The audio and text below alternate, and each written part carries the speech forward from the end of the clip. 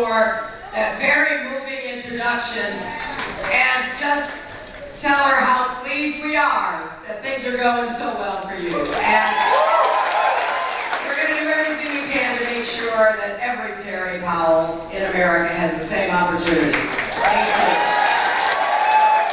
I'm so excited to be here with your mayor.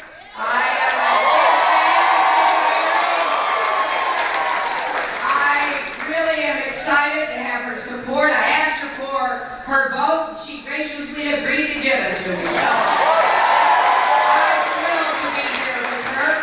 I also want to recognize your congressman, Jim Cooper. Thank you, Jim. Jim Cooper has also been not only a great congressman for all of his constituents, but a real leader in the Congress. And I look forward, if I'm so fortunate enough to be president, to working with Congressman Cooper. Now, I do love the fact that Tony Goldman is here this afternoon, and I so appreciate his help. He's been campaigning for me. He plays the president, so I feel like I can learn a few things. I was in Los Angeles not long ago, and I went over and looked at the set that they filmed Scandal on, and boy, was it realistic. I thought, wow, maybe I should just hang out here. And Kerry Washington just cut some ads for me, so I just feel really fortunate. And this came supporting me. I also want to recognize Dr. Glenda Glover, the president of Tennessee State University. And I want to thank everybody associated with this great, great institution.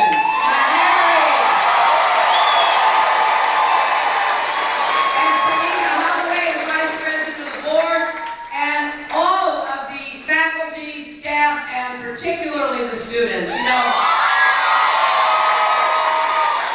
this institution has such a well-deserved reputation. Not only for educating, training, and sending out into the world excellent physicians and dentists and so many other healthcare professionals, but because of the service they perform right here in this community, helping so many underserved people get access to the health care that they need and deserve. I'm also kind of proud that Meharry was started by Methodists.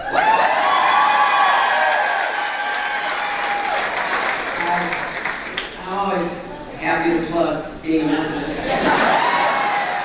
Because we do believe in service. We do believe that faith in action is faith in service. So I thank Meharry for welcoming all of us here this afternoon. You know, my campaign is really about breaking down barriers. Breaking down the barriers that stand in the way of America fulfilling its potential and of every American fulfilling his or her potential. And when you come right down to it, we have a lot of barriers to tear down together.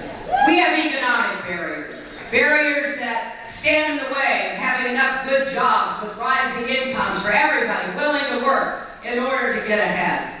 I think we should do much more, working between the government and the private sector to create jobs. You know, we need more infrastructure jobs.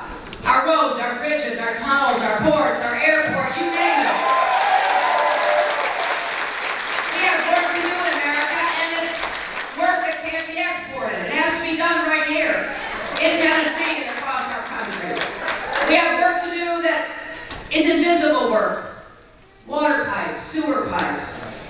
I want you to just remember what's going on in Flint, Michigan, a city of about 100,000, mostly poor, mostly African American, where the people there, including babies, have been drinking lead-contaminated water for nearly 2 years.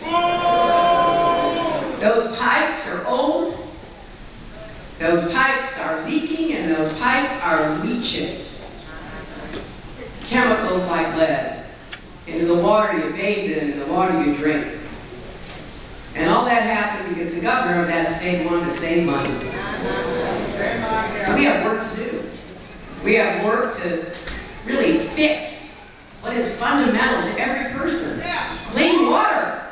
Every person in America should have access to clean water. They don't have to worry about it.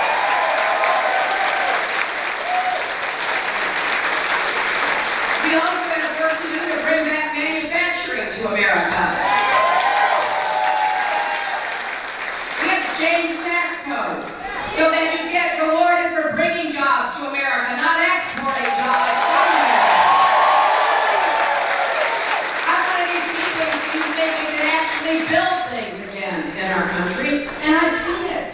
I have visited so many places where entrepreneurs and businesses are getting together to create new ways of doing advanced manufacturing. Our community colleges will be a great source of skills in making sure we're ready to do that work. And I also believe the best way to combat climate change is by creating clean, renewable energy jobs. And we're creating clean, renewable energy in the country. I gotta tell you, you know that when Republicans are asked about climate change, they all say pretty much the same thing. Well, I don't know. I'm not a scientist. Now, there's a really easy remedy for that. Go talk to a scientist. You know, come here, go to TSU, go to Vanderbilt. There are a lot of places you can find scientists who will explain what climate change is and why it is so dangerous. Well, what I don't understand about their answer, by the way, I don't think half of them believe that. I really don't. I think they just do what the Koch brothers tell them to do.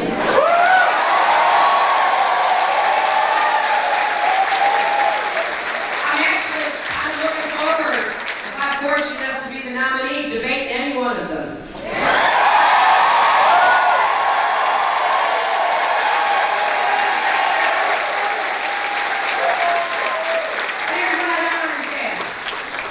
You can create a lot of great jobs in clean, renewable energy.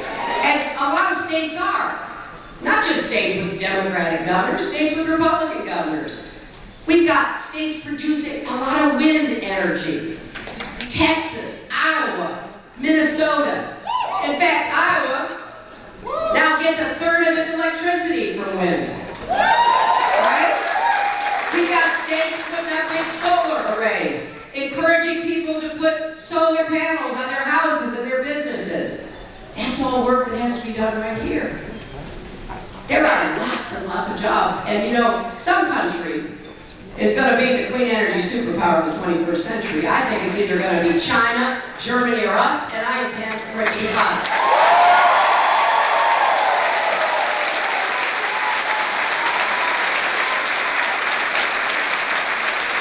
And then let's do more to help small businesses. The mayor and Tony and I stopped at a great coffee shop and met the owner there.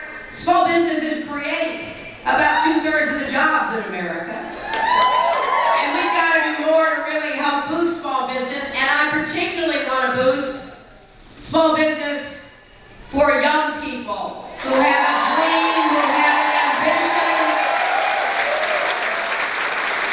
and the support for minority and women-owned businesses.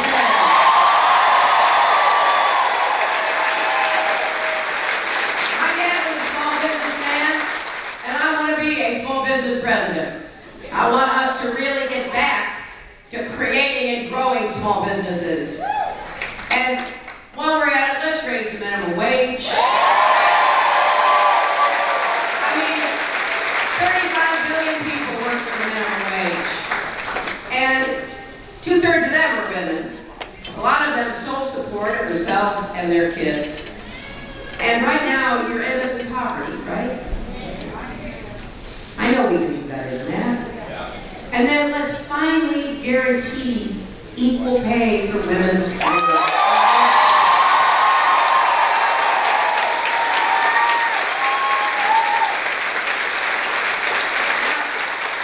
Everything I've just said, the Republicans disagree with. You know, they don't think equal pay is a problem. They don't want to raise the minimum wage. They're not interested in in more infrastructure, they don't want to invest in clean energy. So we're going to have a great debate about this when it comes to the general election. Because I believe that we've got to get back to creating jobs like we were at the end of the 1990s when my husband was president.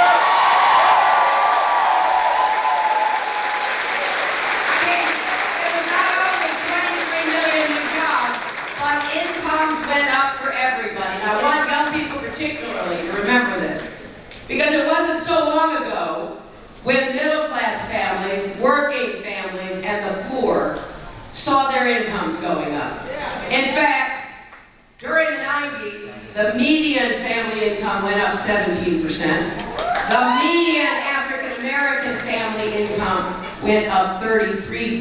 That's what I call win-win economics, where everybody does well, not just people at the top. And then you know what happened? The Republicans came back with trickle-down economics. I was in the Senate. I saw it happening. Slash taxes on the rich, take your eyes off the financial markets and Wall Street, ignore the mortgage market, and we know what happened, don't we? The worst financial crisis since the Great Depression. Now, the Republicans want us to forget about it. I will guarantee you, if I'm the nominee, we will talk about it.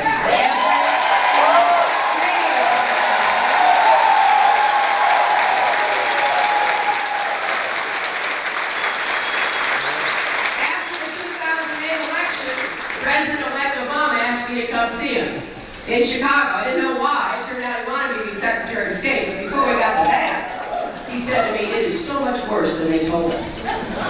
We were losing in America 800,000 jobs a month. 9 million Americans lost their jobs. 5 million homes were lost. $13 trillion in family wealth wiped out.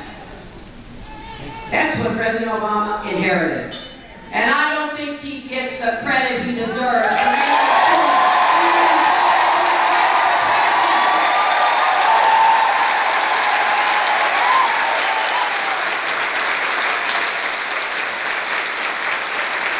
Save the auto industry. Impose the toughest new rules on Wall Street, Dodd-Frank, and passed the Affordable Care Act. That was a pretty remarkable set of accomplishments.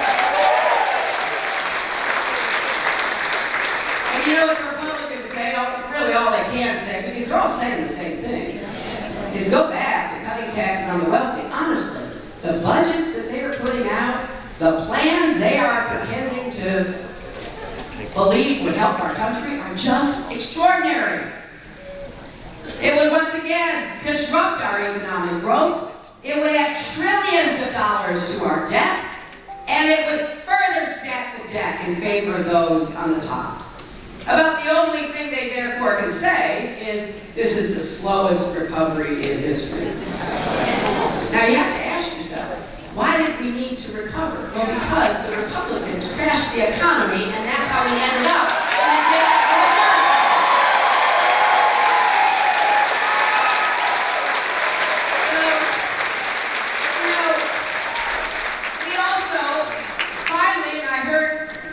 Talking about this, we finally have people getting health care coverage under the Affordable Care Act. And I am thrilled by this.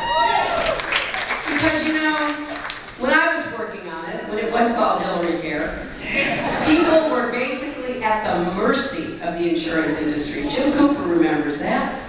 If you had a pre-existing condition, you were out of luck, right? So, I want you just to hear one story about why I'm so passionate about this. I was at the, thank you. You know,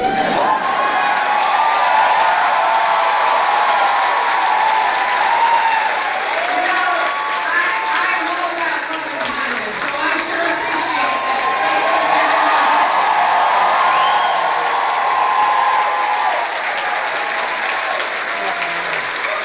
So let me tell you, I was at the Children's Hospital in Cleveland, meeting with parents of really sick children at 93, 94. And they were telling me how they could not get health insurance, no matter what they offered to pay for it. And one man said, you know, I'm a successful businessman. I run my own business and I provide health care for my employees and their families. But I have 2 children with cystic fibrosis. And nobody will sell me a policy. So I asked him, I said, well, what do they say to you when you ask for help? He said, well, I'll tell you what happened with the last company I met with. I showed him my financials and said, look, I can afford something. I showed him the medical costs for my 2 daughters. And this man looked at me and he said, you don't understand. We do not insure burning houses. And the man telling me the story looked at me. By this time he had tears in his eyes. He said, they called my little girls burning houses. So when the Republicans vote to repeal the Affordable Care Act, when they stand up in their debates and when they're making speeches about how they want to get rid of it, listen carefully because they won't tell you what they will replace it with. Because they can't. Because basically it's just going to hand the insurance industry back our entire healthcare system. We can't go back. The Affordable Care Act has enabled 19 million people to get health insurance. 90% of Americans are now insured.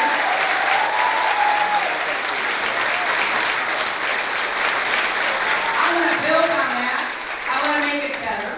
We can get the cost down. We can get more competition. We can go after the high price of prescription drugs. We can make the changes we need to make. But we can't go back. And I'm really sorry that your state would not extend Medicaid to 200,000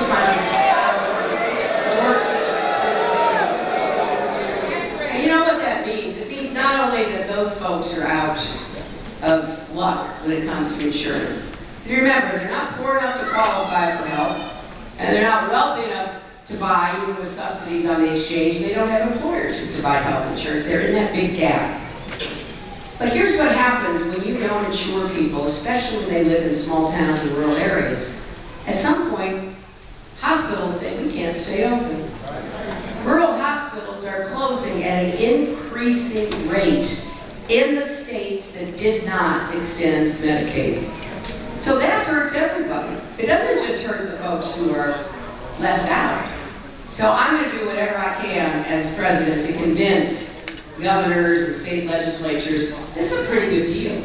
You know, 100% of the cost in the beginning is paid by the federal government, and then it goes to 90% paid by the federal government, which means that folks from all over the country are helping people in your state get the health insurance they need, keeping your hospitals open.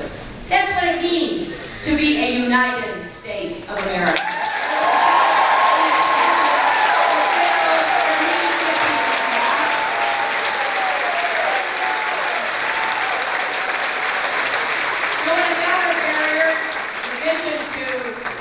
Jobs and incomes and health care is education.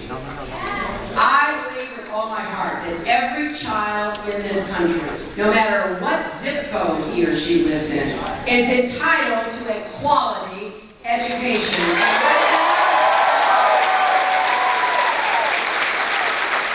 now, that's not happening. You know, I was thrilled at the great victory we had in South Carolina last night.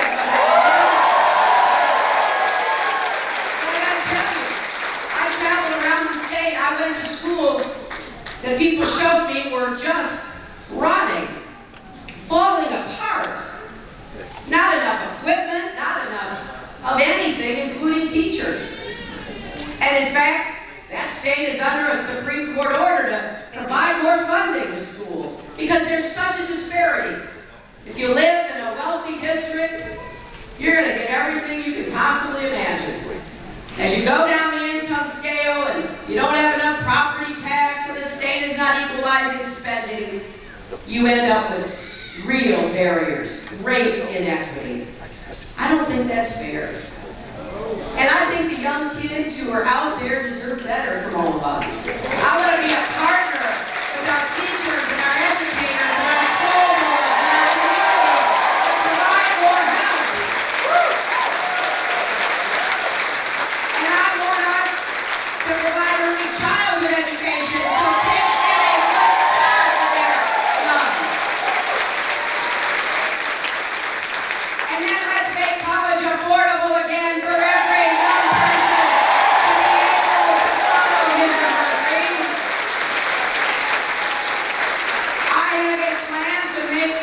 tuition debt-free. You will never have to borrow money to go to a public college or university. And I have a special fund for the historically black colleges and universities. They have done a great service in preparing teachers and doctors and dentists and leaders of all kinds. And I want to continue to enable them to do so. And I'll tell you, my problem with making it free for everybody is not only that's really expensive, but as taxpayers, I personally don't want us paying to send Donald Trump's youngest child free to college. I think we should pay just like the rest of us who can afford it. And then I'm going to make it possible for you to refinance your student debt. So you can get it down to manageable amount. And we move as many young people as we can into what's called contingency repayment programs, started under my husband's administration. President Obama has greatly expanded it. I have to tell you, it's been around a long time. That's how I paid back my law school loans. I had to borrow money, had to work. Both my husband and I did. We had lots of different jobs, and we borrowed money. But we were in a new program back then where you paid it back as a % of your income, not tied to a fixed interest rate, which I've asked young people around America what their interest rate is. It's outrageous. Does anybody here know that they have an interest rate of 10% or above? Look at the hands. Look at the hands. Can I just tell you, ask yourself, we haven't had interest rates of any amount for years. You can refinance your home, you can refinance your car. Corporations can refinance their debt, and we don't let students refinance. They are stuck with 10, 11, 12% interest rates. I'm going to change that, and the government is not going to.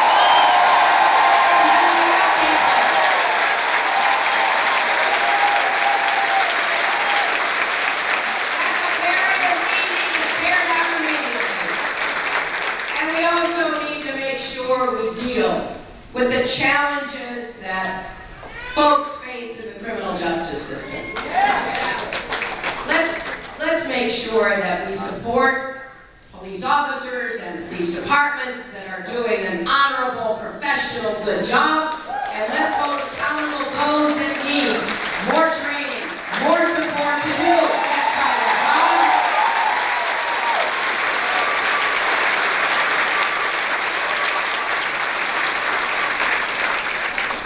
I think it's very important for us to be honest about systemic racism, especially those of us who are white, for whom that experience is at best just an empathetic one, at worst not even understood at all. That's one of the barriers we face. You know, African Americans are 3 times more likely to be turned down for a mortgage if they have the very same financial statement as a white family. African American men are much more likely to get stopped, arrested, charged, convicted, and incarcerated for doing the same thing as an African American man. I want to tell you a quick story. I gave a speech in Harlem laying out what I want to do to try to remove the barriers of racism and lack of opportunity. After it was over, I got an email.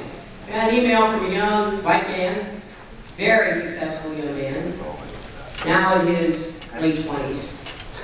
And he emailed me and said, I want to thank you for making that speech, and I want to tell you my story. He said, when I was in high school, he said, I was in so much trouble all the time. And I got into drugs. And I started robbing people's homes in order to feed my drug habit. And I got caught. The local prosecutor knew my family. So he called in my family and he said, I'm going to give this young man a choice. He's going to have to go to drug treatment. He's going to have to stay out of trouble. And I won't charge him. But this is a chance I'm giving him. Young man emailing me said, I know how fortunate I was. He said, I know that a lot of African American men who've done the same thing I did would not have been so fortunate. So this is not just about somebody else, it's about all of us. We all want people to be equal before the law.